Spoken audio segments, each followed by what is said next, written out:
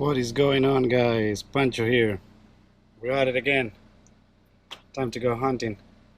It's 11 o'clock at night, and once again, 2.5 hour drive. Let's see what's going on. Yeah. Hey, welcome back to Pancho Things. I know it's been a while. The holidays got in the middle, so I had to figure some things out, start mapping out what is going to happen this year, and it's going to be a really, really busy year. I have a bunch of projects on different areas that are going to be taking place this entire year, so pretty much it's going to be busy, busy, busy going. I'm going to try to take you on the journey as much as I can. We're going to start talking about that hunt that you just saw and how I ended up. Unfortunately, that hunt was somewhat of a mess. Wasn't able to set up or hunt as you can clearly see. I got stuck in mud, and my city car wasn't ready. I'm not new to off-roading vehicles and getting stuck in mud, but unfortunately I wasn't prepared. And what happened was, as you're gonna see, there is a little road, dirt road in the middle. And it's been raining in Southern California. It's been raining more than the usual, so I got my drawing at 3 in the morning. Started to drive down the main road where the parcels are on the side, and you have to like check out where is your spot to actually go hunting. And as I mentioned before, it's all by drawing.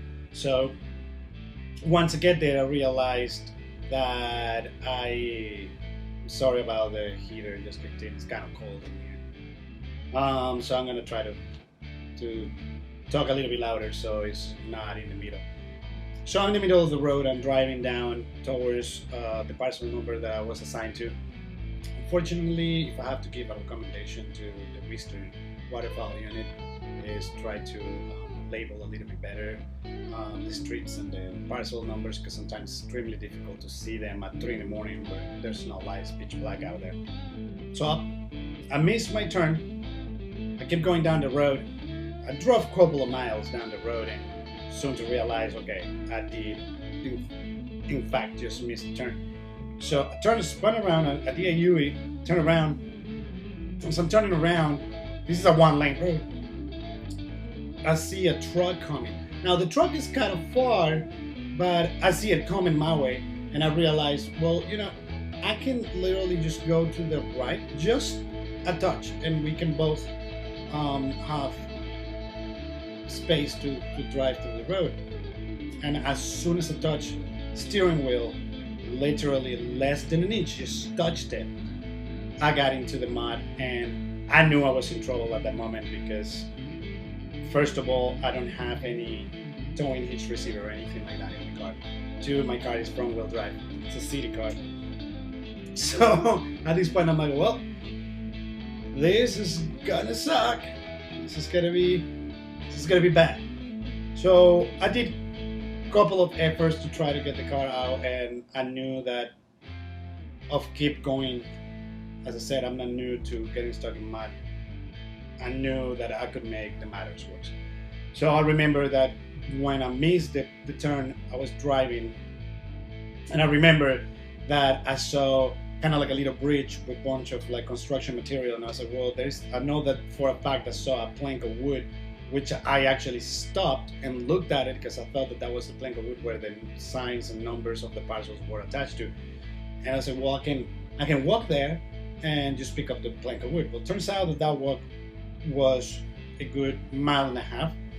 So finally I got there, and boy, if I tell you, that board was heavy. And having to walk 1.5 miles with that thing was quite a journey. So got to the car, and by the moment that I can actually visualize my car from where I was walking with the board, I can see that the mud is actually swallowing the car. Like now half of the car is receding into the mud. And I'm like, okay, this is not gonna be good. Fortunately, somebody stopped, and thank you so very much if you ever see this video, I appreciate you. Someone stopped with a pickup truck, and they had a dog and they had a strap, but once again, I don't have a point to put the strap, and at this point, I'm like, okay, I still have time to see if somebody can pull me out, and try to like go and set up really quickly and get the hunting day going. But unfortunately, at that moment in time, there was no way for me to hook this trap.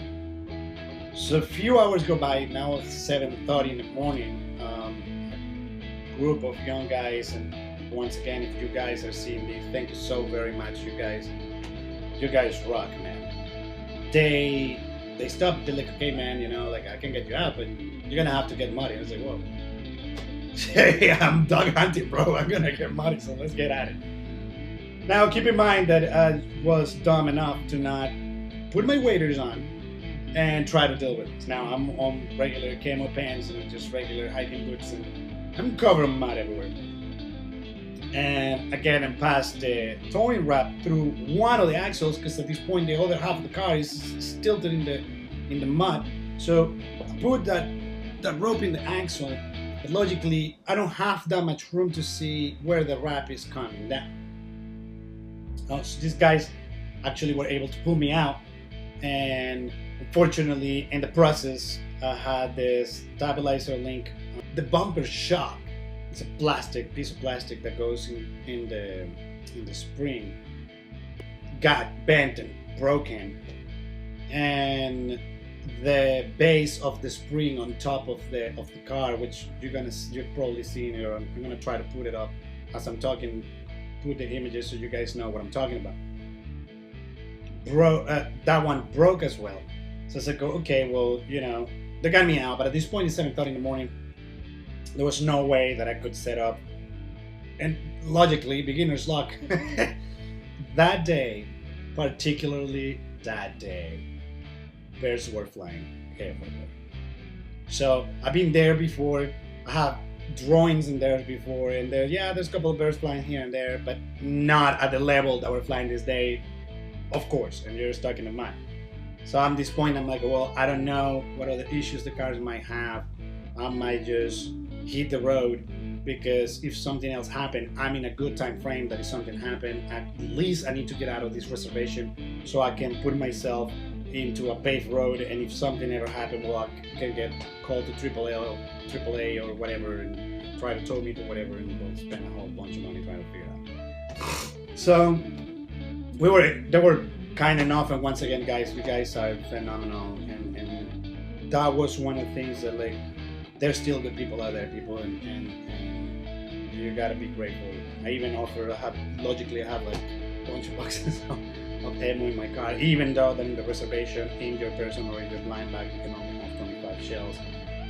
But I could have more shells in my car and then retrieve them if necessary. So I have a bunch of shells, and I offer them, then, hey man, you guys want shells, whatever you want, I'll give it to you, because you guys are getting me out of this mess. And they were kind of, I was like, no man, this happens, you know, like, gladly we were able to get you out. And so they took the strap and they went on their way. I head out of there, go to a gas station. Now I got mud everywhere. Literally there was 15 or 20 pounds of mud inside of the vehicle where I was getting out and on and off to try to figure it out.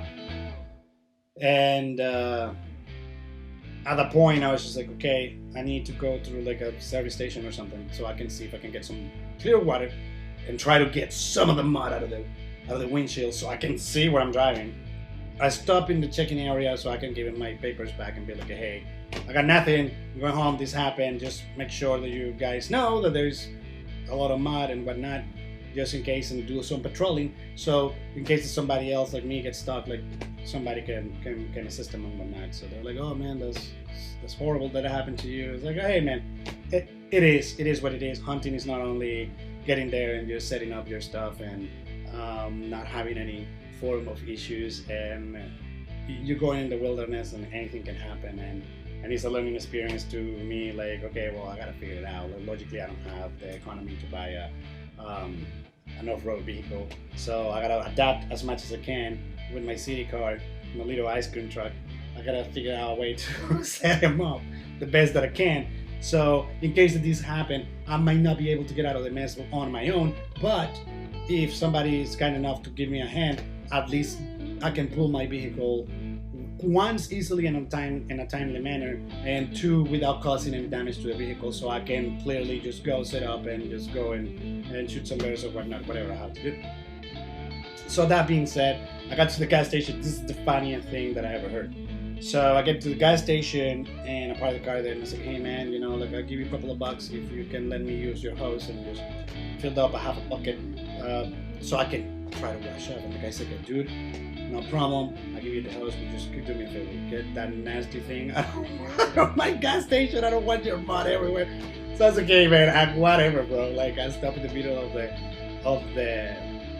the road and just wash it up, like, which initially actually made it even worse. But hey, at least I had a good 17, 18 inches little circle that I could see. So I was able to like drive back home. Fortunately for me, the damage that the car suffered weren't bad enough to prevent me from driving.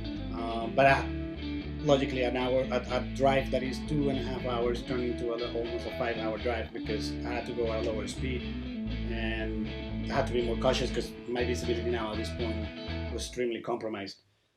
So as I'm approaching one area in closer to San Diego, I get pulled over by a cop, and his reasoning was a little bit messed up. He pulled me over not because the security issues of me driving with the windows completely covered in mud and half of my car looked like a rock, a solid rock.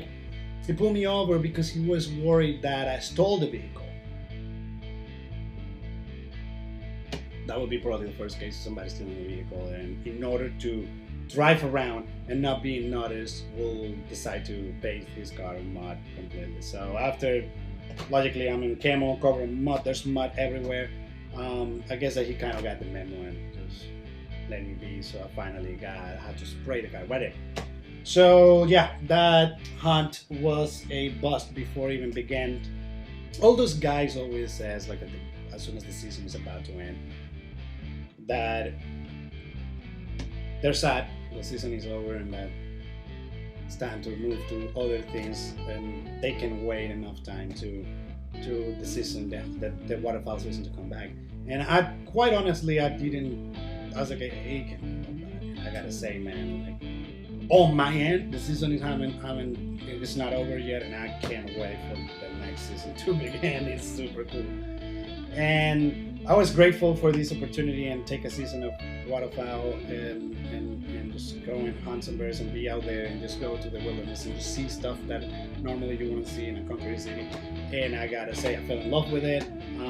I consider myself possibly one of the worst hunters that there is, but neither the least to say I'm a hunter now, and that is amazing.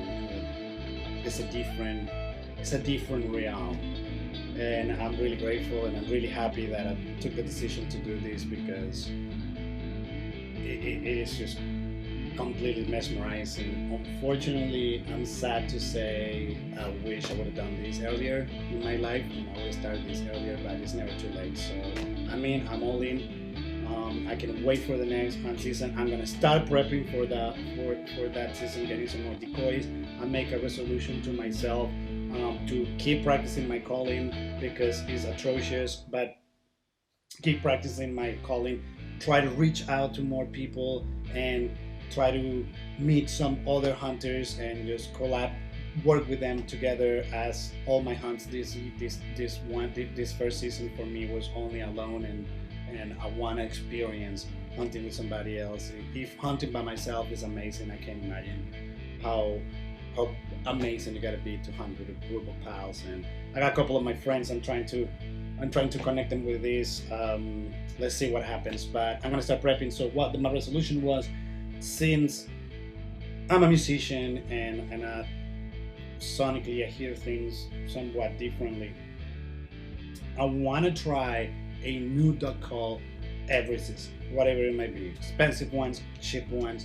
And the reasoning behind that is there's so many brands, there's so many different type of duck calls and whatnot that I will just try them out and see what works in what conditions, and what works for me might not work for you, and what is working for somebody in Arkansas might not be working for somebody here in California. So that's the one thing, starting prepping from right now. starting getting my things together and get more decoys, more different stuff, and try out new things. And I want to connect with other people that are into hunting and do more things. For this next year, I'm gonna try to go for pheasant, quail, duck, dove, and if possible, turkey. I don't know yet. As I said, the season hasn't ended yet, but I'm already getting my head together. As for what's coming, there's going to be a lot of fishing. I'm going to jump into the whole fishing situation and learn that as well. I'm an atrocious fisherman. I don't even consider myself a fisherman. I just throw stuff in there and see if I can catch something. So that's this year. We're going to focus a lot on that, on me learning the different techniques, different lures, different everything that it comes when it comes to hunting. When it comes to music, there's a lot of things that are going to be happening. I'm still trying to figure out how am I going to approach the surfing season, since the hunting season is going to be over. We're going back to surfing. I'm going to try to figure out how am I going to do with the GoPro and whatnot, and what's going to work the best, because once again, that's the only camera I have, and I don't want to lose it. So on the plans, trying to get a different camera, trying to get a newer GoPro. A lot of things coming. So thank you for tuning in. Thank you for watching the video. Thank you so much for everybody that has subscribed. Thank you so much for the people that are going to subscribe. And if you have liked my videos in the past, there's a lot of things that I'm going to start changing. We're going to put a different dynamic to it. Since I started the channel, I've been a little bit drawn back, because there's certain things in the way that YouTube manages certain things. I know that there's certain things that we don't supposed to say, or things that we're not supposed to show. But when it comes to my actual personality, for the people that know me, they're kind of like, okay, dude, you are a little bit more outgoing and crazy. Why it's not that there? So you're gonna see a little bit more of that. You're gonna see a little bit more of my brain operation. But that being said, thank you so very much, everybody. Happy New Year to everybody. The Christmas tree is gonna be coming down soon. We're gonna be doing a lot of snake work and a lot of things. My gecko breeding season is about to kick in, and I'm super excited about that. So I'm gonna be showing you a lot of stuff. And this year is gonna be epic, and I hope that it's a great year for everybody that is watching this, and you guys can achieve everything that you guys put your mind into and push forward. And I'm looking forward for a great year sharing with you guys the insanity of my life. So that's all there is to it. Thank you so very much. Keep it strong, keep it moving, and I'll see you in the next one. Pancho.